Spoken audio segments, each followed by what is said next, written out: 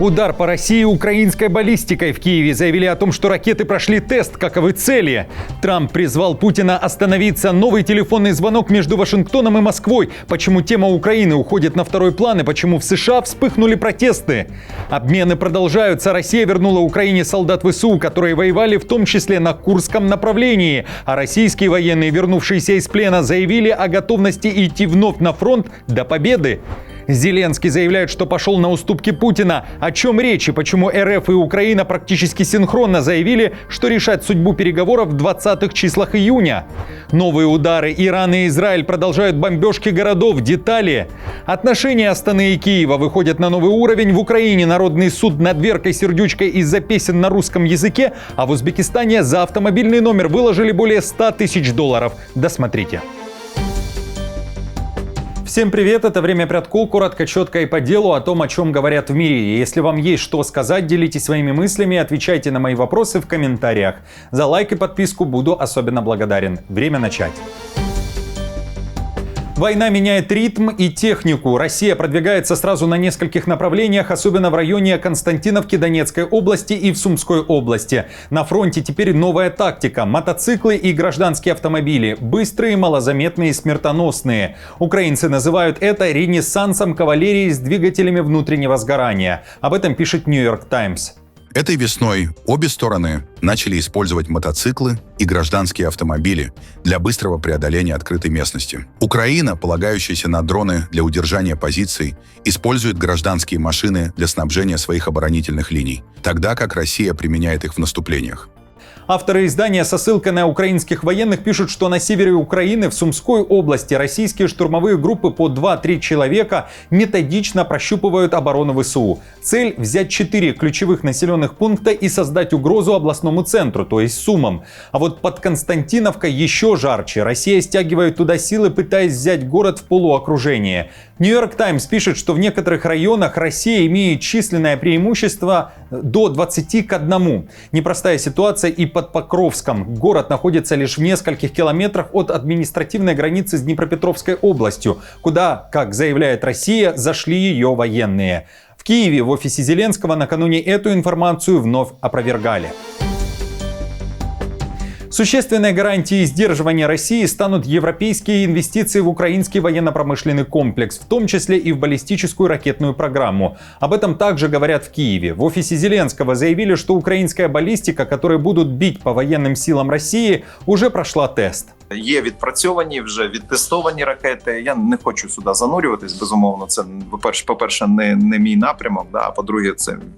Я думаю, що в публічному просторі точно не треба багато про це говорити. Якщо вони будуть працювати, то хай росіяни думають, що це там працює по ним і так далі. Але балістика напрацьована, відтестована, вона є. Питання, знову ж таки, масштабування виробництва, це не так швидко можна зробити, на жаль, зрозумілих причин, тому що це ж все ж таки велике виробництво. При этом Украина лишилась других ракет, тех, которые были предназначены для ПВО. В Пентагоне уже официально подтвердили заявление Зеленского, который на этой неделе говорил, что США нарушили прежние договоренности и отправили на Ближний Восток 20 000 ракет, которые предназначались для Украины. На слушаниях в Конгрессе на этой неделе мне задали вопрос. Действительно ли мы перебросили средства ПВО, предназначенные для Украины, на Ближний Восток? Ответ – да. Мы используем все доступные ресурсы, чтобы защитить наших людей в этом и других регионах мира. Современные угрозы часто исходят от малых дронов и других небольших систем, и мы готовы к этому.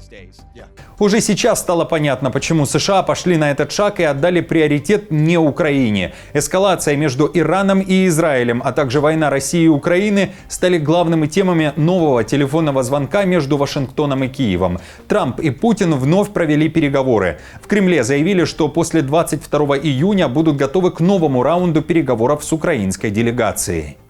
С российской стороны выражена готовность продолжить переговоры с украинцами, как условлено, после 22 июня. Дональд Трамп принял к сведению эту информацию и вновь отметил заинтересованность в скорейшем окончании российско-украинского конфликта. И, конечно, Владимир Путин поздравил Дональда Трампа с днем рождения. CBS News при этом опубликовал комментарий Трампа по поводу переговоров с Кремлем. Американский президент говорит, что призвал Путина остановиться. Мы долго разговаривали. Гораздо меньше времени было уделено теме России и Украины, но это запланировано на следующую неделю. Он занимается запланированным обменом пленными. Большое количество пленных немедленно обмениваются с обеих сторон. Звонок длился примерно час. Он считает, как и я, что война между Израилем и Ираном должна закончиться. На что я ответил, что и его война тоже должна закончиться. Украина и Россия действительно накануне провели еще один и уже четвертый за неделю обмен пленными. Киеву вернули тяжело раненых и тяжело больных военнослужащих. Среди них украинцы, которые воевали на Донецком, Запорожском, Луганском, Херсонском, Харьковском, Сумском и даже Курском направлениях. Котику, мій маленький, донечка моя маленька. Спасибо тобі за письмо. І спасибо мамі за письмо.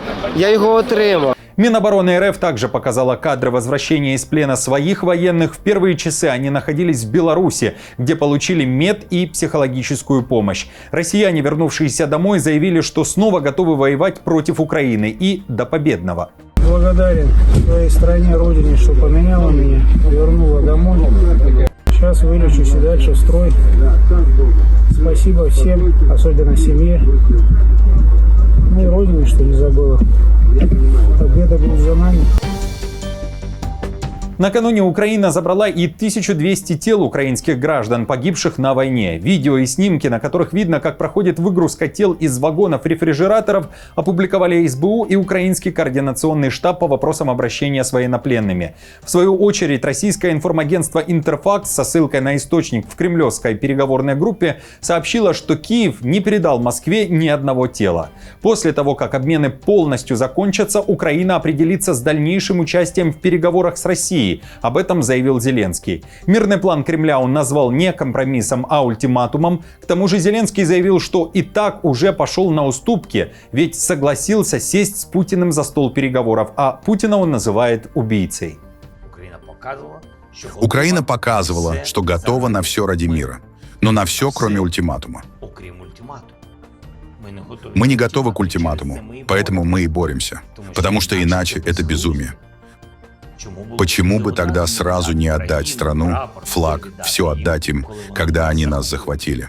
Потому что мы не соглашались на ультиматум, понимали, что он уничтожит нашу независимость и нашу страну.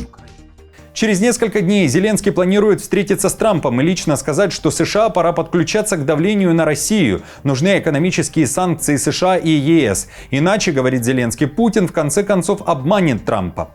Друзья, что думаете о такой частоте телефонных переговоров между Путиным и Трампом? Что остается за кадром этих разговоров? Как и чем разрешится российско-украинская война?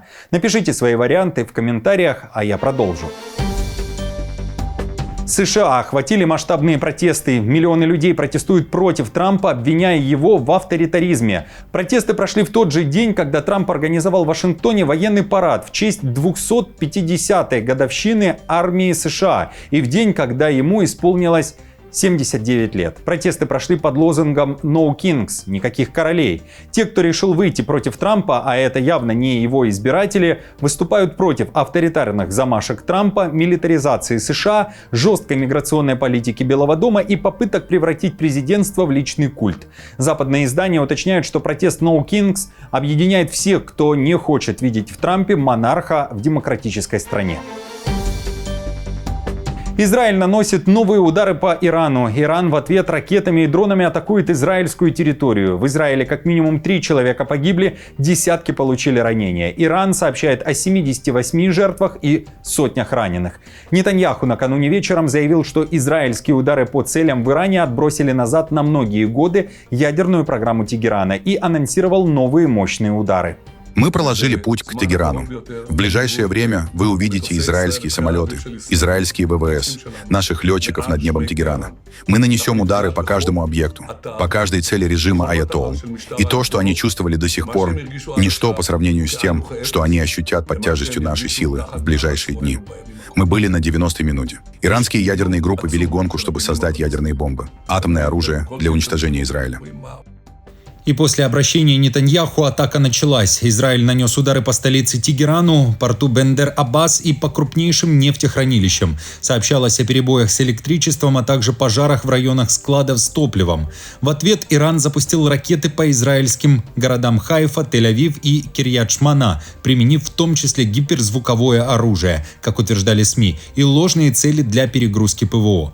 Иранские власти пообещали новые волны разрушительных ударов и заявили, что это только начало ответной операции. Израильский кабинет срочно собрался на экстренное заседание в связи с эскалацией. Перед тем, как по Израилю был нанесен повторный ответ, президент Ирана записал обращение. Если бы Иран не мог защитить себя от этого преступного и детоубийственного режима, мы ежедневно становились бы свидетелями его нападений, оккупации территорий и убийств наших граждан и ученых. Однако Иран смог мощно ответить, сбив ряд технических средств, которые считались невидимыми для радаров и неуязвимыми. И если сионисты попытаются повторить агрессию, они столкнутся с более жестким и мощным ответом со стороны иранских вооруженных сил.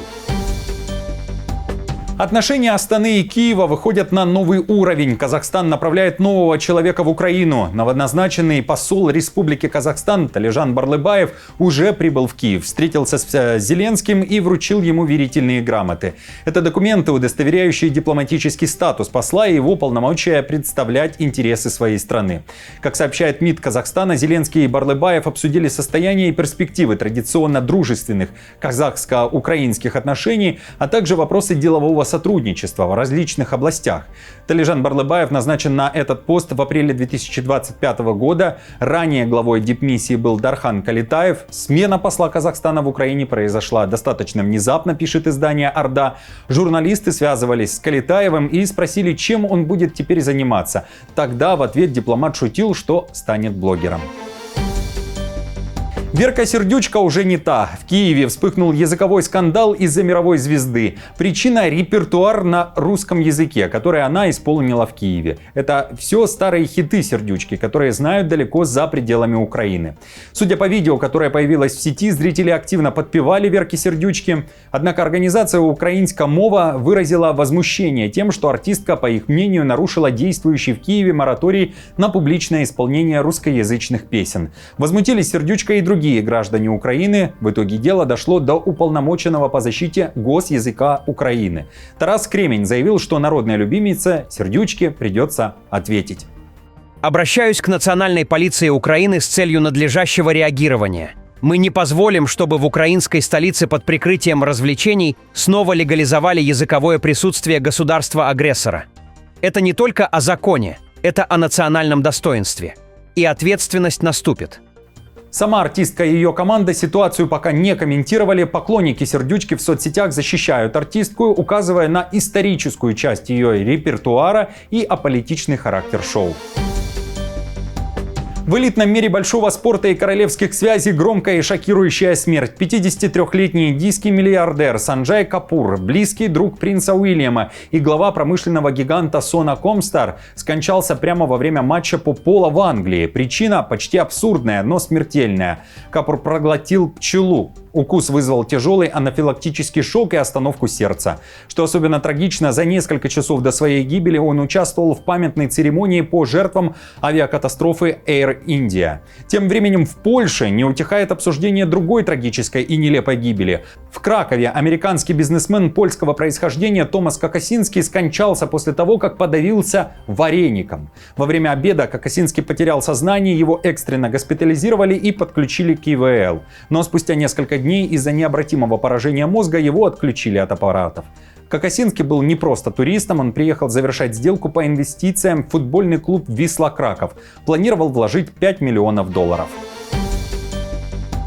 Когда деньги не вопрос. В Узбекистане за красивый автономер предложили сумму, за которую можно было бы купить 3 машины. Комбинации 10-777-ZZZ ушла с аукциона за рекордные $1,5 миллиарда сумов. Это более $122 тысяч по курсу Центробанка. Цена улетела в космос, она в 8 раз выше стартовой, а торги шли целых 8 дней. Раньше рекорд держался на отметке около $75 тысяч, теперь планка задрана в стратосферу. Номера в Узбекистане, похоже, становятся новой валютой престижа. Только за прошлый год продано почти 200 тысяч особенных комбинаций и 97% из них в частные руки. Подписчики из Узбекистана, как много таких уникальных номеров вы видели на улицах ваших городов? И что в целом думаете о такой трате денег? Отдали бы столько за номер, если бы эти деньги у вас были? Пишите свои ответы в комментариях. И, кстати, как считаете, кто может позволить себе выкладывать такие суммы за такие номера? Напишите в комментариях. Ну и, друзья, хорошего вам дня. Пусть и вам все удается. Спасибо вам также за все комментарии и за поддержку лайком. Новости за неделю собраны в плейлист. Переходите и смотрите. До встречи.